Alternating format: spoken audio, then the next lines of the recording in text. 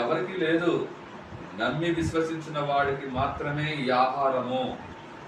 నమ్మని వాడికి ఈ ఆహారం లేదంట. ఈ ఆహారం పరలోకం నుంచి వచ్చింది. మనం ఇది తేలిక తీసుకోవటానికి లేదు.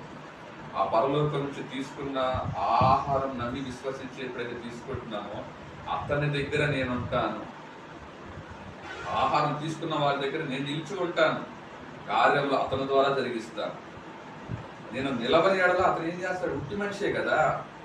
పరిశుద్ధాత్మ శక్తి లేకుండా, యేసయ్య లేకుండా ఏం చేస్తాడు? క్రైస్తవుడు అయినంత మాత్రాన్ని ఏం చేయగలడు? క్రైస్తవుడే పుట్టినంత మాత్రాన అతను ఏం చేయగలడు? పరిశుద్ధాత్మ లేకుండా, వాక్యము లేకుండా, జీవము లేకుండా ఏం చేయగలడు? వాళ్ళకి లోకస్తులకి ఎటువంటి తేడా ఏం లేదు. ఆ జీవమును కలిగి గుర్తించి విశ్వసించి ఆ మనుషులు ఎవరైతే ఉన్నారో, ఆయన సొత్తైన జనాంగం ఎవరైతే ఉన్నారో వాళ్ళు లోకంలో ఉన్నారంట. వాళ్ళ కోసమేనంట ఆ జీవం. అలాగే ప్రతి ఒక్కరికి కూడా ఈ జీవం అందుబాటులోనే ఉంది, కానీ వాళ్ళు విశ్వసించలేకపోతున్నారు. ఈ విశ్వాసం అనేది జనుల్లోకి కలిగించలేకపోతున్నారు జనాలు వాళ్ళ రోజు.